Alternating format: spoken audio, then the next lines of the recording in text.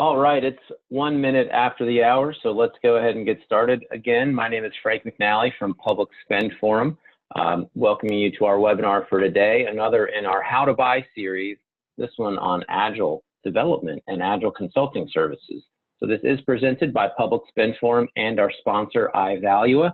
iValua makes procurement technology for public sector organizations. Definitely check them out. We appreciate their sponsorship and support of today's session. I'm going to give a real quick rundown about Public Spend Forum before we get started. But Public Spend Forum is a market intelligence platform for public sector buyers and suppliers. We provide supplier and market knowledge and data, along with best practice frameworks, standards, and how-tos to help people improve and buy smarter. Also, we offer a global community and network of peers and experts in public procurement that you can join on publicspendforum.net. It is free, lots of great dialogue and information sharing inside of publicspendforum.net, so we encourage you to check it out. We have also launched Govshop, which is a single place to search, find, and connect with suppliers. Govshop is easy to use and free. It's a browser-based search engine that is designed with the government needs and procurement process in mind. So in other words, we built it to help buyers find suppliers in the public sector and for suppliers to help be found by their ideal buyers. We will have a demonstration of how Govshop can be used in market research later in the program, so stay tuned for that. I'm your host again. My name is Frank McNally, Director of Learning and Content here at Public Spend Forum. I'm passionate about improving public procurement through entertaining, hopefully, and engaging learning content and tools. And then I enjoy breaking down complex topics into digestible tips and tricks that folks can use to improve themselves and their work product. Thankful to be joined today by our guest expert, Jonathan Mostowski. I've known John for quite a while. John, welcome. Thank you. Happy to be here. So I sort of took this slide and I made you, this is the 90s video game character of you, slight pixelization there. But do you want to tell us a little bit about what you're passionate about and a little bit about yourself? Yeah, sure. I like what's on the slide. This is all good stuff. Yeah, I mean, really what I'm passionate about is helping the federal government and industry come together in the most efficient and effective way possible. And I'm particularly passionate about removing waste and inefficiency from processes and waste in money when it comes to taxpayer dollars. So I really like finding the connection points and looking for opportunities in existing regulations and policies and figuring out how both parties can use those flexibilities to work together. And John, I think we first met, it must have been like 7 years ago when, or maybe 6 years ago when Agile was sort of first becoming a thing. I think I saw you speaking to a group of professionals and we've been in touch ever since. John has a really neat LinkedIn video blog if you want to check it out, where he explains acquisition topics for folks in another entertaining way. So definitely encourage you to connect with Jonathan and see what he's up to. So before we get into our programming, I know we're also joined by Raj Sharma, the founder here at Public Spend Forum. Raj, you want to say hello before we kick off? Hi, everyone. Great to have everyone here again. Thank you. So a couple real quick housekeeping notes. We are using Zoom for the webinar today. You should be muted. We're going to keep everybody muted just for sort of efficiency's sake, but we do encourage questions. You can use the Zoom controls at the bottom of your screen to submit a question through the chat, where our colleague Yanisa Perez de Leon is moderating that chat, or you can ask a question through the Q&A function. Either works. Yanisa will feed those questions to us if they're relevant to the conversation. If we can't get to it and there's time at the end, we'll address them then. We will send the slides out from this presentation, so everyone will get a recap email tomorrow with a recording of the session and a copy of the slides. So I repeat, we will be sending a copy of the slides after the session. So I know that's useful and helpful for everyone, so I just want to make sure folks know. And if you want a continuous learning point, you will be eligible for that as well. You can email us, simply respond to the post-event email we sent you yesterday. We'll create a certificate and get it right over to you. All right, so let's talk about our objectives for today. We do want to talk a little bit about what makes Agile software unique, Agile software development, that is, unique. Help you appreciate why Agile is useful for creating digital services, and then demonstrate how contracting professionals can find Agile companies during their market research, because that's really important. So let's start with a quick overview and introduction to Agile development and its underlying philosophy. So Jonathan, so you're probably more of a developer in a sense than I am, but I feel like Agile is best characterized sometimes by what it is and what it isn't, right? So it is a sort of a methodology and philosophy for developing software. It's not a predetermined process. Do you agree with that? Yeah, and I mean, even at a higher level, I mean, it's really important to point out that Agile is a methodology. I mean, it's kind of like saying Kleenex are tissues, right? Or all tissues are Kleenex.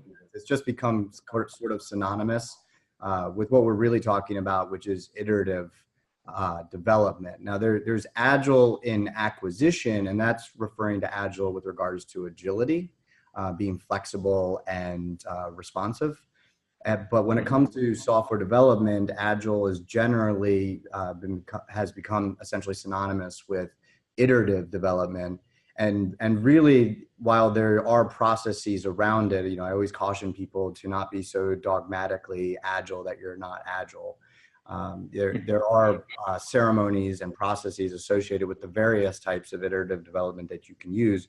But most importantly, what it is like you said, is what it is not. And what it's not is assuming you have all the answers up front, planning for and executing accordingly. It's taking into consideration the rapid modernization and transitions within tech.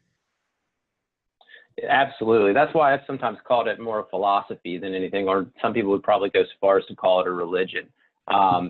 You can think about some of the technology challenges that government and organizations in the private sector have had with developing and building technology. And one characterization is typically a long development cycle where a team will attempt to build everything involved in the technology system and deliver it all at once, and what some people have termed the Big Bang delivery. The most famous and unfortunate example would have been healthcare.gov. That was a situation where technology was built sort of in the box for quite a while and then deployed all at once. Agile is a lot different. It's continuous delivery throughout performance, which is the modularity and iteration that Jonathan alludes to. It's empirical in the sense that you are responding and reliant on learning and change. So if you're observing something in Agile development, you have the opportunity to incorporate that observation. You don't always have that opportunity in the sort of the prescriptive or waterfall nature that characterizes exactly what Agile is not. But it's also not unstructured. I think that's important too, and we'll get into that a little bit. There are processes and best practices, so it's not completely wild, wild west. I don't want anyone to get that interpretation.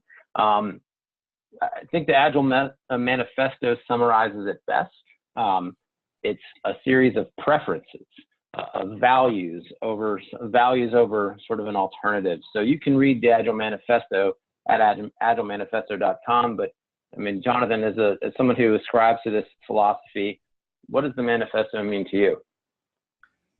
I mean, really, it was sort of a foundation of the conversation, right? I mean, Agile development really came from lean manufacturing. So it wasn't that the Agile Manifesto actually created it, but it's where the authors of the Agile Manifesto were some software engineers in a ski resort in Utah, sat down and basically said, what are the things that are important when it comes to software development and what aren't?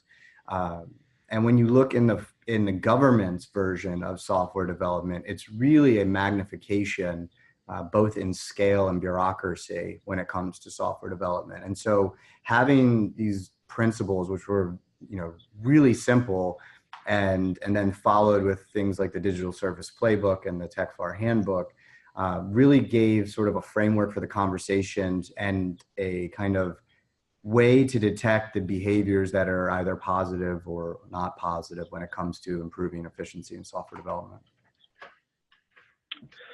Absolutely. And I'm glad you mentioned sort of its evolution from lean management. I could do a whole hour on the evolution of Agile from the Toyota way and old Peter Drucker stuff, but probably a little too deep for this. But it definitely does have its roots in lean theory, which is super interesting. But Agile is different because of what it values. You know, individuals and interactions, basically the team working and learning from each other over processes and tools that sort of require the team to ascribe to them.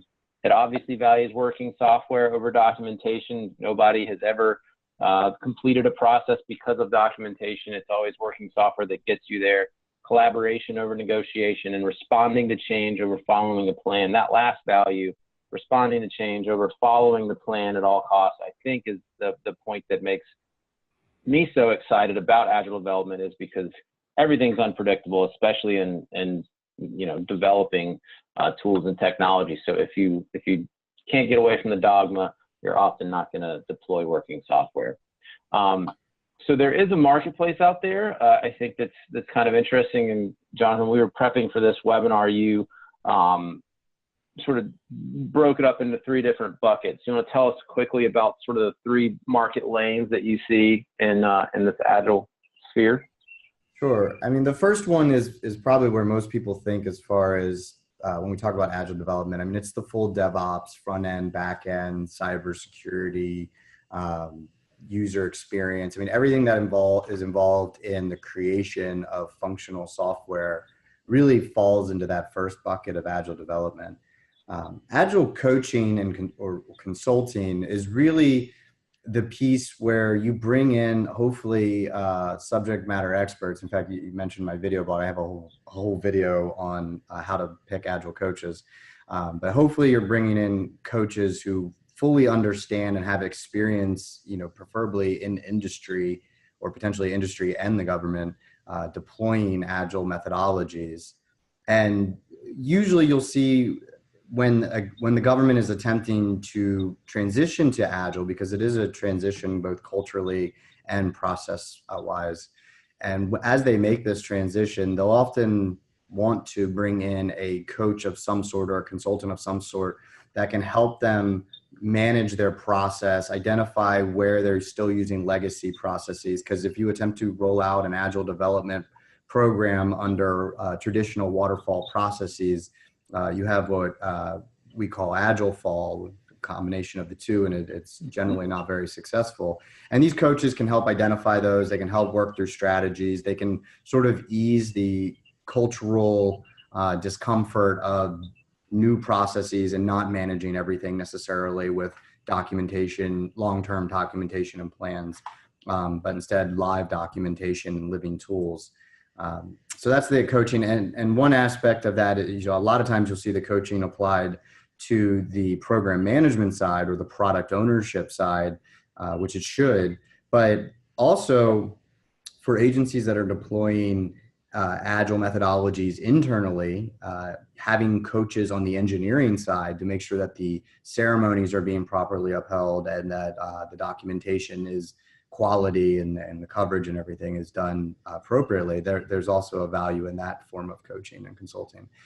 And then finally, the Agile training. So what this really is talking to is the teaching of these concepts. Right now there's the DITAP, the Digital IT Acquisition Professional Training Program, for example, which is specifically designed around training contracting officers and specialists to procure Agile. And that's really, when you go back to sort of the beginning of this adoption in the government, that's what the TechFAR handbook, which was issued out of the Office of Federal Procurement Policy, that's what that intended to do, is say, okay, contracting officers, here's the way you can buy this, because at the time it was commonly believed you couldn't. And so the DITAP is focused on training CEOs, but there's more needed, right? You need to train program managers, you need to train hopefully a new crop of government employees, of product owners, you need to train cores, you need to train security folks. So there's this whole body of knowledge that needs to be both developed, curated, and delivered to anyone who's going to be involved in this ecosystem. it is a great methodology for software development, but it is by no means easy. I mean, it might sound like, oh, it's, you can adapt and change no matter, so hey, no problem. But the training, the culture change, all these other things are super important. I'm glad we're spending some time talking about the coaching and consulting side of things, because the last thing you want to do is go, oh yeah, we're going to do this next tech build in an agile fashion, not change your processes, think you can just work iteratively and they're going to solve all your problems. You're going to create other ones that you probably wouldn't expect. So agile coaching, agile consultants, definitely consider using them if you're attempting to change some of your internal development and engineers. They're invaluable. Absolutely. Hey, and so also too that, yeah. Frank, I have a question for Jonathan. We're sitting here in the same office. So Jonathan, when we're looking at kind of this breakdown here, I'm just curious, when does, I think, Frank, maybe you were headed down this path here as well, but when do you decide to do agile development yourself versus bringing kind of the coaching consulting? Have you seen that transition in the way agencies are, when they're thinking about, should we go do it ourselves or should we go out and hire a consultant or maybe do both and at some point we transition? What do you see there? So my observation is that adoption of agile development methodologies largely has been top down, meaning heads of agencies hearing other heads of agencies talking about it or seeing successes at other departments and saying, I want this at my agency. The digital service has gone around and 18F has gone around and been sort of the mouthpiece in the federal government explaining the virtues of these behaviors, but largely it's a top-down sort of adoption. And so what you have are program managers typically who have been trained and certified and spent their career delivering waterfall methodology, because that's what you were supposed to do, now being told they need to find a way to employ this agile methodology. And I will say that's starting to transition, and now you're seeing a lot more organic grassroots or ground up adoption. But in either case, to answer your question, Raj, if you've never done it before, two suggestions. One, and by you, I mean you as a program manager and hopefully along with a product owner, and you as the collective, you being an agency. If you have little experience with that, I would make two recommendations. One is don't pick the agency's most important, most visible, most complex program. That's a lot of times the ones that it gets forced upon because it's failed, something's failed rather large, or they're about to spend a lot of money. And so they're basically directed to implement Agile in the hopes of correcting the mistakes or saving money. But in an ideal circumstance, if you were in a situation where something isn't forced on you, but you do want to begin this adoption, pick a program that is not insignificant, but that falls slightly below the Washington Post sort of radar level, where you have some room to play and experiment, because it's going to work differently for everyone at every agency and with every contractor that you engage with. And to that end, one way to bridge that is the second recommendation, which is to Raj's question, is bringing in that expertise. And you have to be incredibly careful and diligent on how you pick these coaches and consultants, because there are people in this field who have just become coaches, but don't have the practical on the ground experience of living through what I just described, all of those other challenges. So, but getting one that is good in there and working and letting them sort of help you find your path in an otherwise rather dark forest is incredibly important. So doing it at the onset, even before, ideally, and a lot of times the coaching and consulting is an afterthought, only when an agency realizes they don't know what they're doing. But if you could really bring them on before you even, when you're doing your market research, would be a great time to do it, because they can help you understand what your opportunities are with market research, what your opportunities are with acquisition strategy, And then once you get into the development phase, you're already well positioned as opposed to trying to steer the ship later on. Yeah. No, I think that's an important point. And Frank, I'll hand it back to you in a second, but I think I just wanted to reinforce. Sure. I know we have also a lot of state and local government officials on as well. And I think a lot of the same thinking applies here, really. It's agnostic to, honestly, not even government, just private sector even, right? Whoever's buying, I think.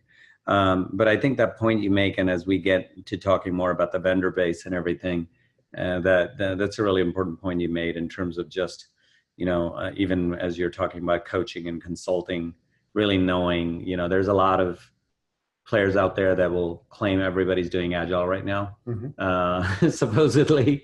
But, the people I'm guessing that are coaches and real consultants that can help you and your organization make that transition, you probably want to be careful, because if they're going to be especially guiding the rest of your team.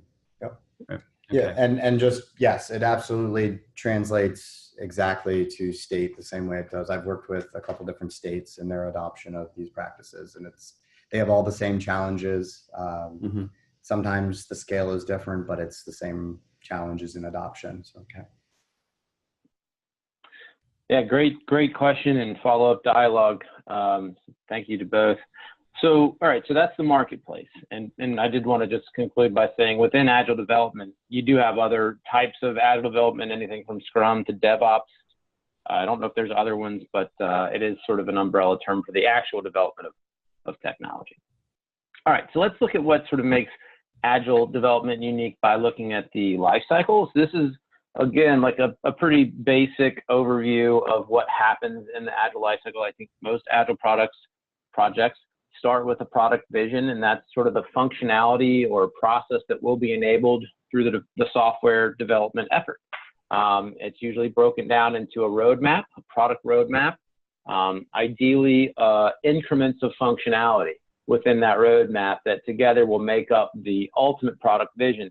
And the reason that modular breakdown is important is because each module should be useful in a standalone capacity. So if you're developing a large piece of software, break that software up into 5 different pieces, and each piece can accomplish a standalone project or process. You've got a very viable product roadmap. And then you can break those pieces down into the actual work of Agile, which is done in release planning. So you might be running monthly releases of working code, and then within the release, you might have bi-weekly sprints, which means every 2 weeks you're finishing 4 or 5 discrete tasks and shipping that working software to the release team, testing it, demonstrating it, and finally like making sure that it's ready to go into production. That's quite a mouthful, especially for somebody that's more of an appreciator of Agile. So Jonathan, is there any points here that we should emphasize about the life cycle? Well, one, I'm probably going to ruin your presentation because I'm terrible at following slides, Frank, but that's okay. So forgive me if I'm jumping around in topics you're going to get to later. But I think this does a really good job of providing an overview of the Agile life cycle. Where I see this as being important is, this is where the change in how we buy things really becomes real, right? Like this is why. So in FAR Part 39, which is modular, well, it's acquisition of IT technically. FAR Part 39.1 is modular contracting, which is really where sort of that window into how we could use the FAR to buy these sort of behaviors or methodologies opened up for us. And this slide here really shows what that is. So traditionally, you look at a contract for software development as what we call the iron triangle, which is the period of performance, the scope, and the cost or the price. And those are the things that can't change without a contracting officer, and the program manager and contractor operate within the confines of those 3. Yeah, that is always true. That's true even in Agile. However, what makes up the scope piece of it is very different. And I've seen some variations on the iron triangle and people trying to capture this, but really what it comes down to is the separation of technical requirements from contractual requirements. So under Waterfall, it was believed that you basically would write all of your technical requirements, and something that if you worked with the DoD in the past 30 years, you could see called like a systems requirement document. And I've seen them 500 pages long. And they're literally contractually obligated requirements for successful delivery of the system. No wonder programs cost $1 billion, because it's, you know, deliver all of that, it would cost that much. And instead, when we look at the iterative development methodology, where we really focus on that product vision, what are we attempting to accomplish, that will not change. That will be the scope of the contract. And then the roadmap, which is more like it would be compared to, but completely different than the integrated master schedule. So under the traditional, the integrated master schedule would take those 500 pages of requirements and lay it out on a very fixed contractually mandated schedule, which all cost was associated with. And success and failure is largely related to how well you maintain that schedule. And regardless of whether what's on the schedule actually contributes to problem solving. Exactly. At the end of the day. Yeah. Yeah, very likely nobody even wants that stuff anymore. That was just something that made it in there at one point in time in planning. And so what Agile does is it takes that product vision one step lower, really what I would call the objectives of the product vision. And that's what actually becomes the contractual requirements. But the technical requirements, the actual delivery on those objectives, those now become, if you were still to use the vision of the iron triangle, they would be now inside that triangle. So the product owner and the program manager now have the flexibility to change, remove, or expand those technical needs as appropriate and as based on user feedback. And so the modularity, the modular part of the contracts is these small increments of deliveries, which you decide on a delivery by delivery basis, what's the prioritization of possible functionality. If I could add to this, I first of all, I totally agree with a number of the comments. I think I've been involved personally also in requirements development for large systems many years ago. And I think and now also being personally involved as well as working with a lot of product managers, I think when you look at, you know, doing a large scale IT project, it's, you know, one, predicting all the requirements and documenting them.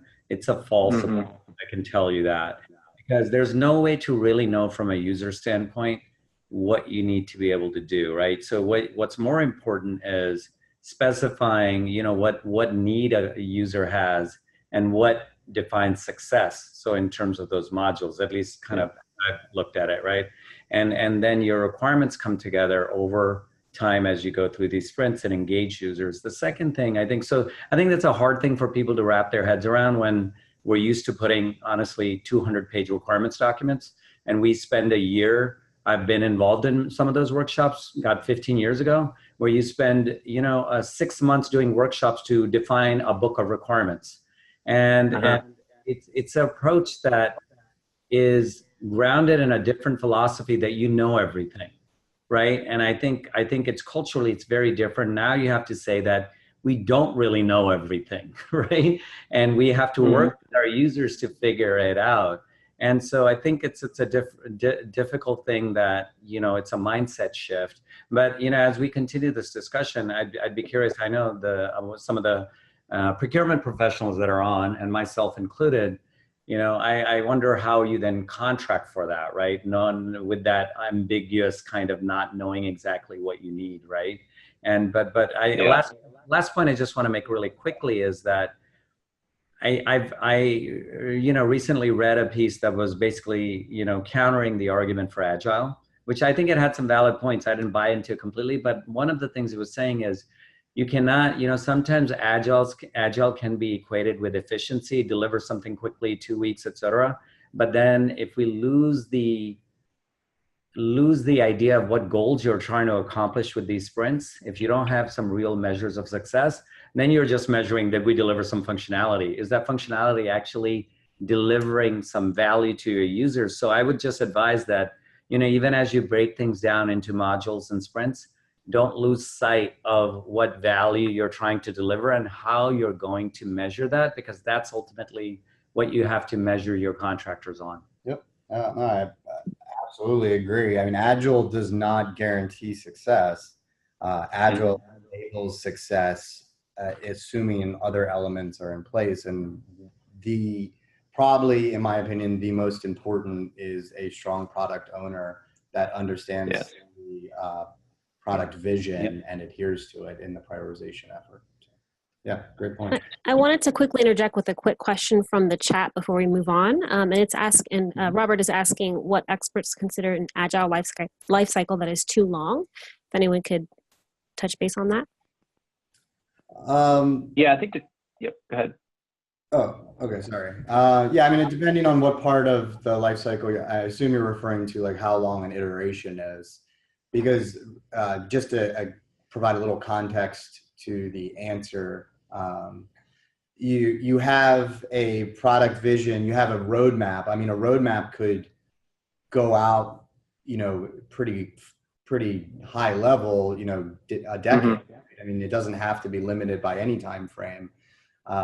And within that roadmap, you have major deliveries. So you have epics and themes. So that's where you start to get more granularity as you talk about epics and themes that are further to the left of the roadmap. And those are often tied to a level below, which are releases. So again, you would have a roadmap potentially with a theme, and within that theme, you might have an epic. Sometimes those are used synonymously. And then but let's just say an epic, within that, you might have 3 releases intended, major releases. And then within those releases, you would have could potentially have minor releases. And so, and then you get to your iterations, right? So to answer your question, typically 2 to 4 weeks is normal, although now continuous deployment is becoming more and more common, where there aren't even really time-boxed iterations from the standpoint of 2 weeks or 4 weeks. You actually have engineers with all the tools and capabilities to test their individual deliveries and are able to push code immediately into the functional product. So that's another even more granular approach. But typically, if you're just talking about an iteration that is time-boxed, a sprint is what they're commonly called in Agile, in Scrum, for example. So a month is as long as I would like to go personally. I've seen agencies do 3 months. I think you're basically in sort of a mini waterfall approach, because what's really important here is delivering functional product to the users, so the users can give you feedback and let you know if you are building things they want in a way they can use it. So for example, compare 2 weeks to 3 months. If you deliver something in 2 weeks, a very small portion of something, and your end user says, I don't like this, then the worst thing that happened is you lost 2 weeks. And most likely you didn't spend all 2 weeks working on that one thing. But worst case scenario, you lost 2 weeks. If, however, you waited 3 months and gave it to an end user and they're like, I don't like this, I can't use it, you've potentially lost 3 months. And so that's what we're talking about here as far as that efficiency and life cycle of the iterations. Of course, you should be working with users to identify the user stories so the engineers can decompose them into things that they will like, but still. The only caveat I would add is, I think at the start of a project, you may have, I've seen a 3-month start point because you're validating the need somewhat, and then you're building, say, the MVP, the minimum viable product, and you're getting some of the infrastructure, et cetera, in place. But once you have that, then I totally agree with you. So there might be that caveat of just getting off the ground and getting to your first release because you're doing all the planning, validation, et cetera.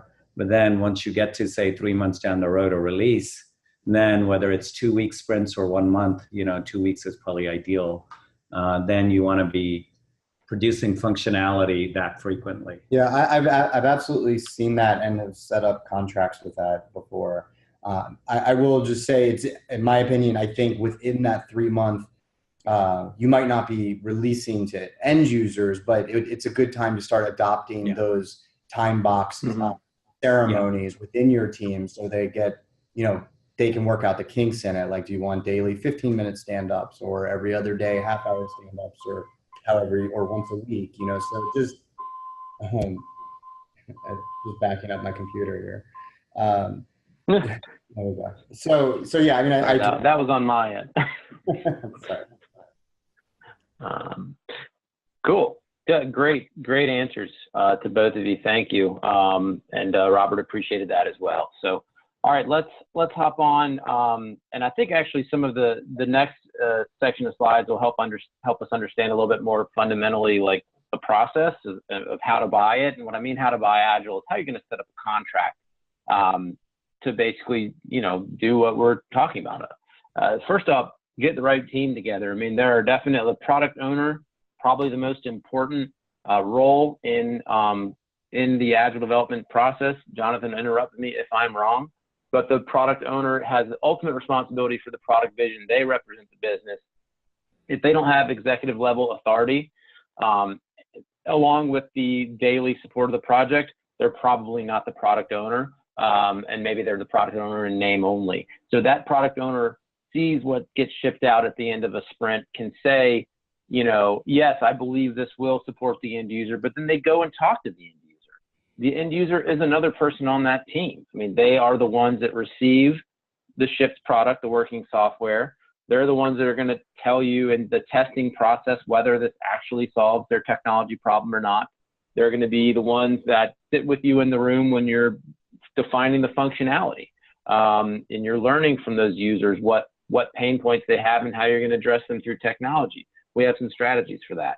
Obviously, your technology folks get security involved, get your CIO involved, have your contracting officer's representative or your engineering team participate in that. And then underlying that all is the acquisition team, the contracting professionals that have to put it all together.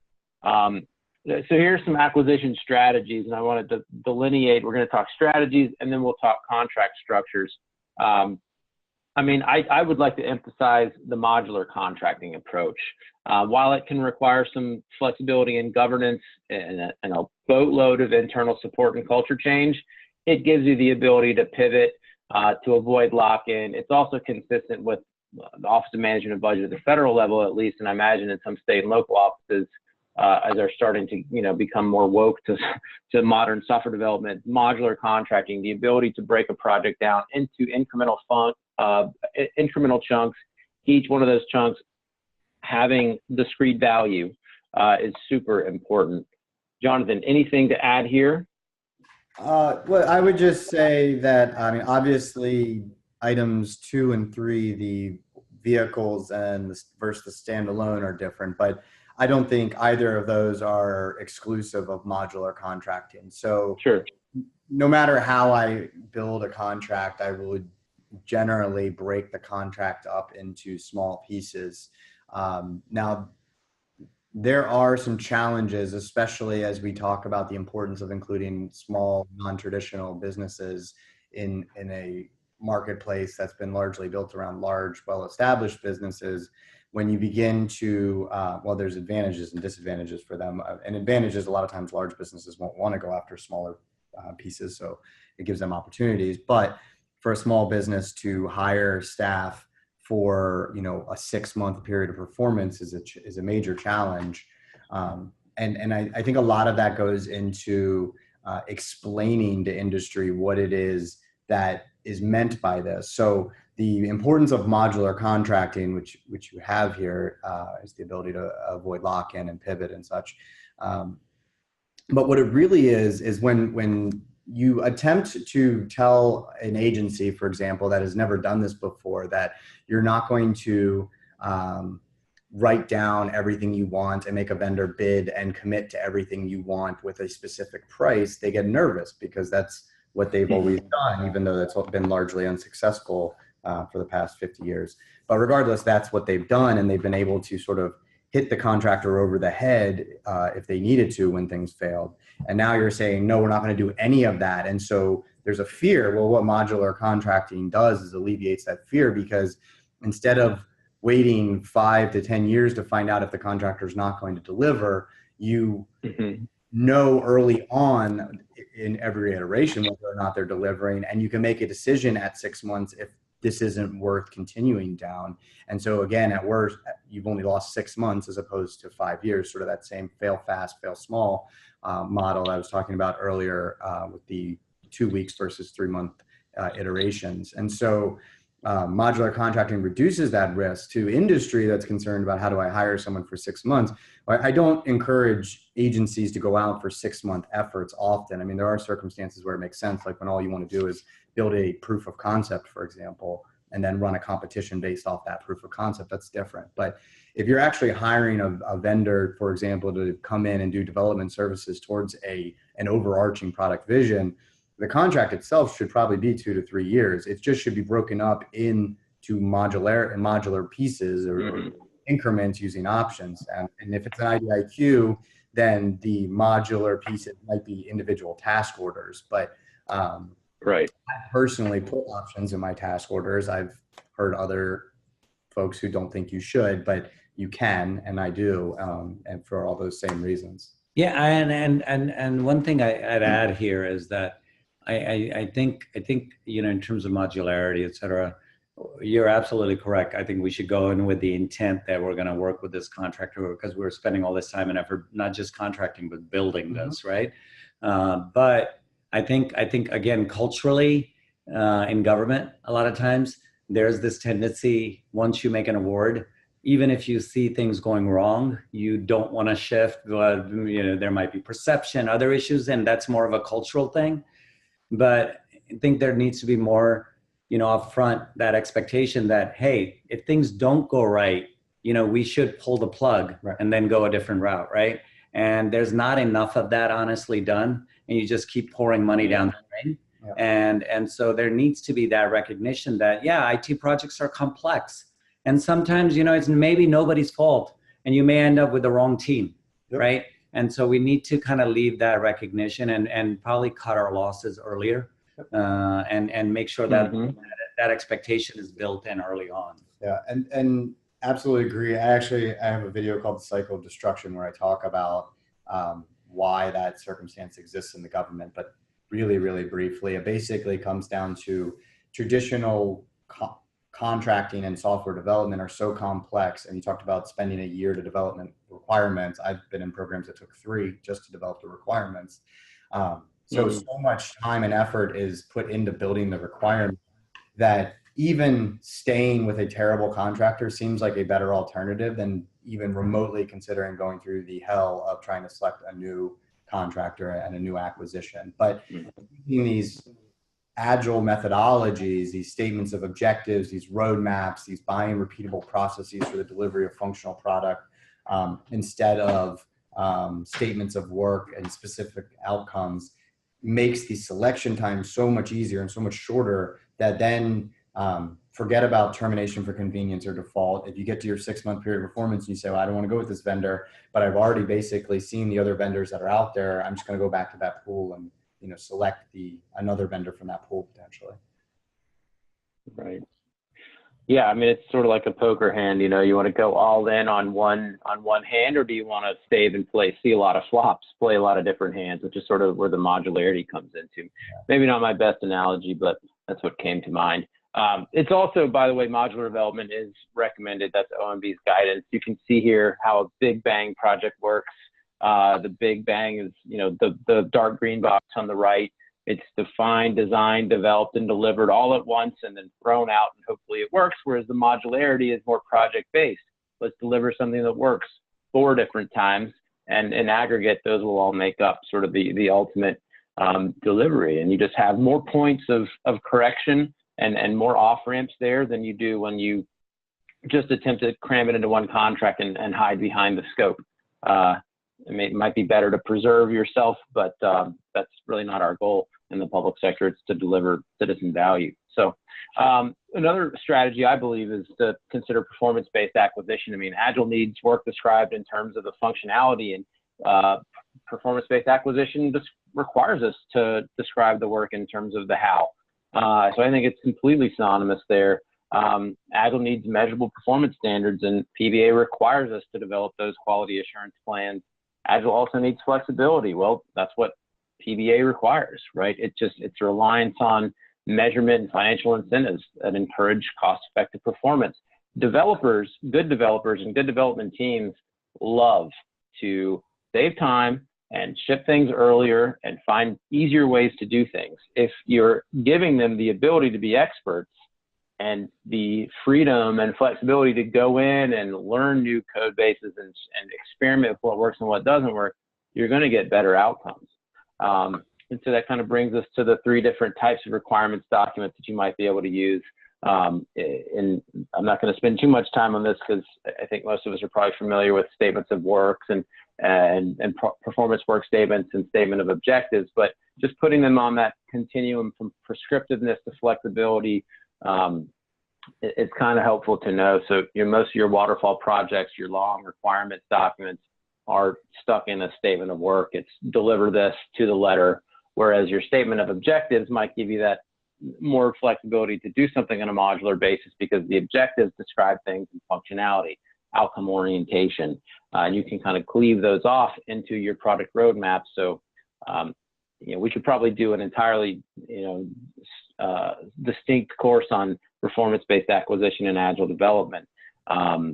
I want to kind of get through these slides, guys, but any comments there? Any points of correction? Hey, Move on? I just want to let everyone know that, we'll be posting a number of resources, both federal as well as state local. And I would encourage all the state local people to also look at some of the federal White House guidance that has come out, like the Tech FAR handbook, and because some of it outside of the regulation part is applicable to anyone, right?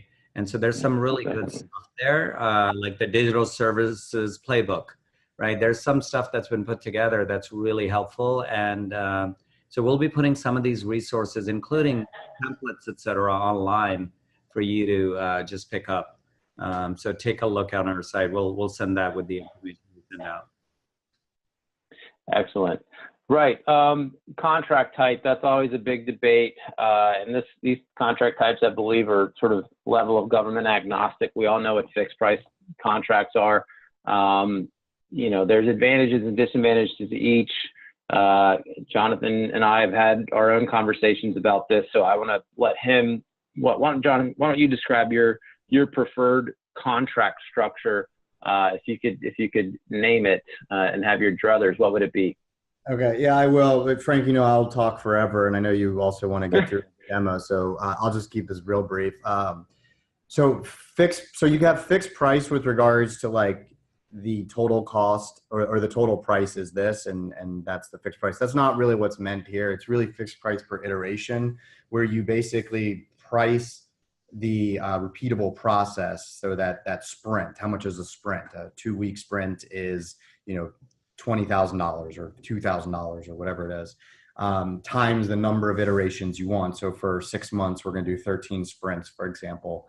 And that's your fixed price. And I really like that model. It gives a lot of flexibility. It doesn't get too into the weeds of what's in that fixed price. Time and material is really good when you have a team and you're trying to augment skills and you want to bring in specific labor categories, or when you have an incredibly savvy product owner that can pull together a pool of hours and manage it very well. A fixed price kind of puts that responsibility and onus on the vendor to bring a team and have that team be functional and deliverable. I used to spend a lot of time passionately arguing towards fixed price per iteration. I don't anymore. I don't think it matters. I think either one of them can work very well. It comes down to how well your product owner manages it. And the cost type really shouldn't apply to this conversation in my purist mentality, because We took agile development from the commercial sector, so ergo it is a commercial process, and so it falls under FAR Part 12. And FAR Part 12 discourages the use of cost reimbursable contracts for fixed price and time and material. However, oftentimes when you'll see agile adoption, and I've done this myself, is under an existing legacy program where you take a new CLIN or contract line item on that contract and do agile development just on that one particular part. I think that's a great way to learn how to do it. And so that case, the whole contract might be cost type. You might not have a choice. You can, again, do it. I've done it myself. It does work. The challenge is under cost type, you have cost completion and cost level of effort, which basically take you back to the same structures of fixed price and time and material. And if you want to get super inside baseball, you can join John and I at happy hour sometime, and we will at least go 4 rounds on this, I'm sure, because there's a lot to discuss. If there's enough response on this, we can do another kind of follow on to this webinar. Yeah. Just focus in on just the procurement contracting issues, because I know there's I think this is an area that honestly people are grappling with and struggling with a bit.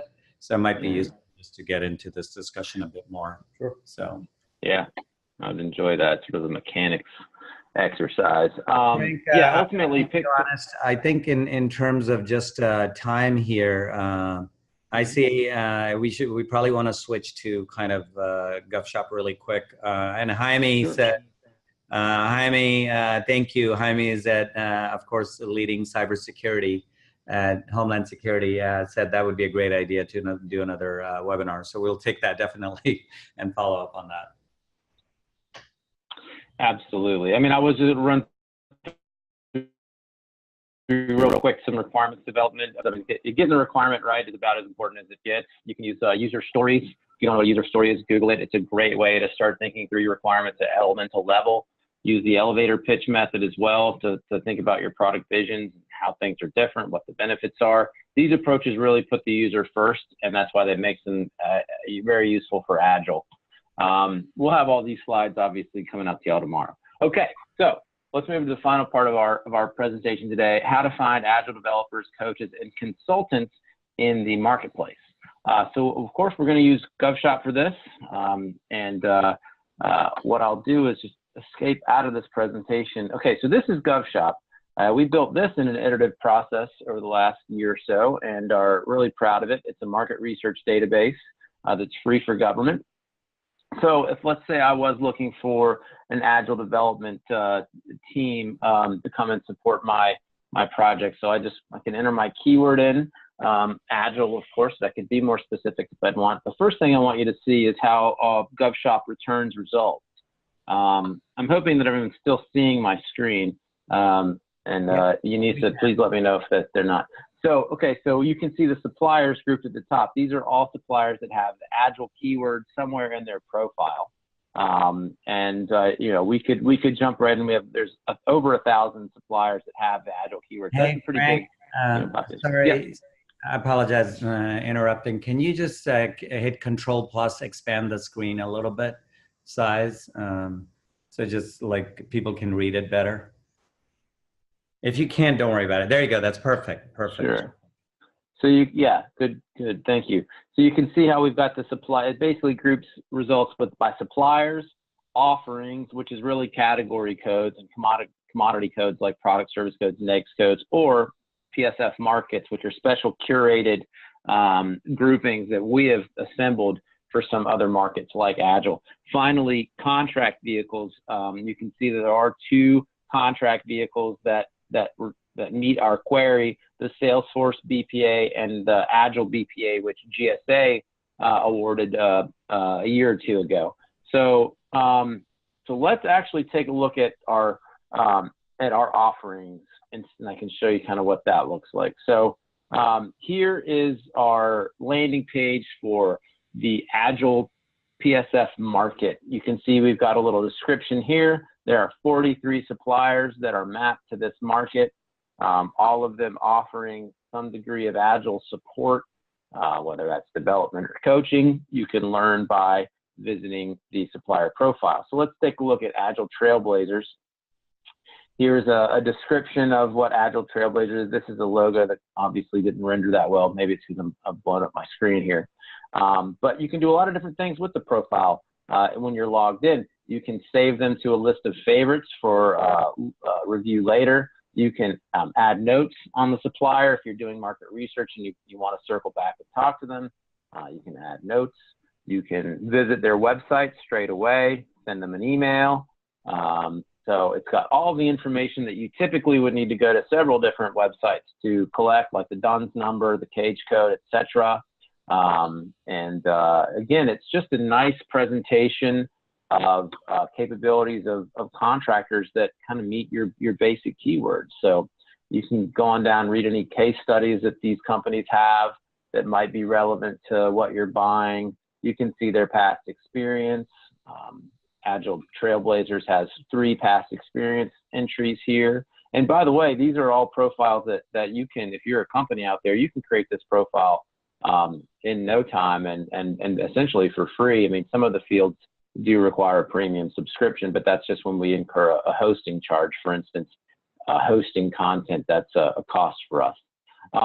But anyway, so let me go back and show you one other neat thing. So let's say, you know, we just want to see all the suppliers in here and maybe browse and filter. Let's say, for instance, that I'm interested in small businesses, right? 34 suppliers isn't a ton, but let's just say I want to see only the ones that are small businesses. So I can select that box, and now I've got 21 suppliers.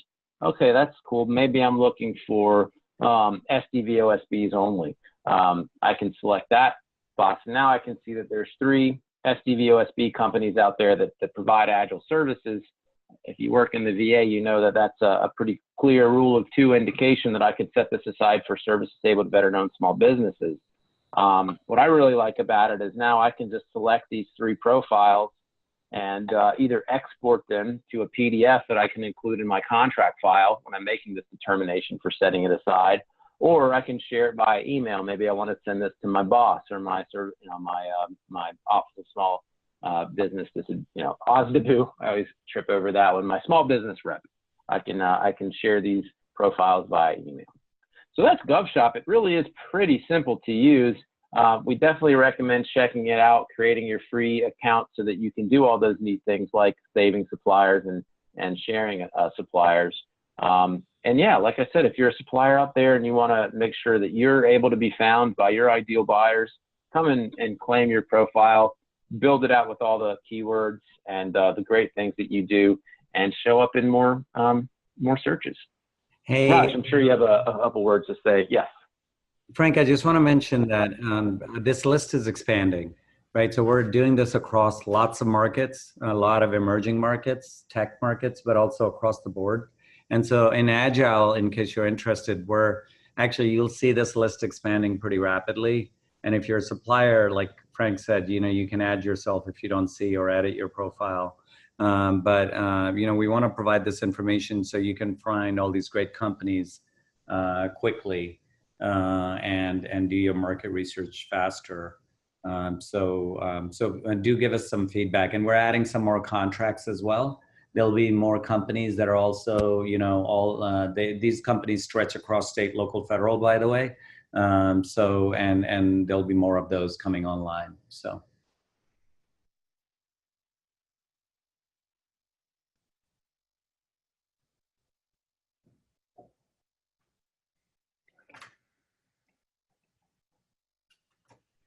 Thanks, Jaime, for that comment. I think, Jaime, we think it's a great tool. I was just making some incredible points on mute for everybody just for a moment ago, and I just noticed that I was on mute. But yeah, thanks, Jaime. And then so I did want to say again with the contract vehicle search, whether you're looking for something in GSA schedules or national co-ops, we all know that interagency acquisition can save us a lot of time and effort.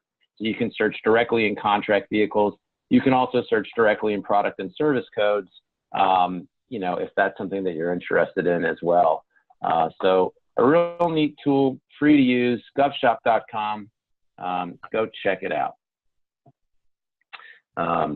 We did have one final question from Robert before we wrap up. Robert DiCello I'm going to ask Jonathan. John, I think you have some perspective here. What agency do you think is leading the way in terms of incorporation of Agile development practices? Wow. If you had to pick your favorite. That's a loaded question for. Yeah, I won't say one. I'll say DoD is doing an amazing job. Air Force, I think, is probably leading the way within DoD, but you've recently seen the DIB and SWAP publications come out with some really interesting perspectives and thoughts on software acquisition. You've seen Kessel Run sort of exploding up in the Boston area. There's some interesting stuff happening down south as well. And then right out of OSD directly. So DoD has been doing some great work. DHS has also been really embracing Agile methodologies on a variety of platforms, and also in ITAP training going on. I think they've really been sort of blazing the way there. We've seen some good stuff at SBA and VA as well. Yeah, I would say probably those two have been probably the most forward leaning, but there's pockets of it everywhere, even at really small agencies. I mean, I mentioned SBA, for example, but it's around, and GSA, of course, 18F was a big part of this whole movement in the beginning as well, too. So, absolutely. I'll say if you're an agency or a contracting professional out there in an agency and you think you're doing a really good job, send us an email and let us know. We love case studies. We love, we love success stories. We'd be happy to share them. So do send us an email if you think you're the best, or if you want to make the argument. So we have some great learning videos on Govshop, some tutorials to help you get started on your best market research ever. Check those out. They are linked in the slide deck, and they are on YouTube. You can also go to govshop.com and check out our resources section. It's simple to use, but these are some nice handy tips. And we've got other events coming down the way. So go to our events page and stay tuned for upcoming webinars and meetups and events, all from Public Spend Forum. Our team does a great job of putting these on, and I do enjoy presenting them. So thank you all to those who attended. I'll let Raj and John say any final words, gentlemen? I just applaud your efforts, Frank, of following my ramblings with the slides. That was really impressive. And it was super easy. Great time, and thanks for including me. Hey, and thank you everyone for joining. Excellent. All right.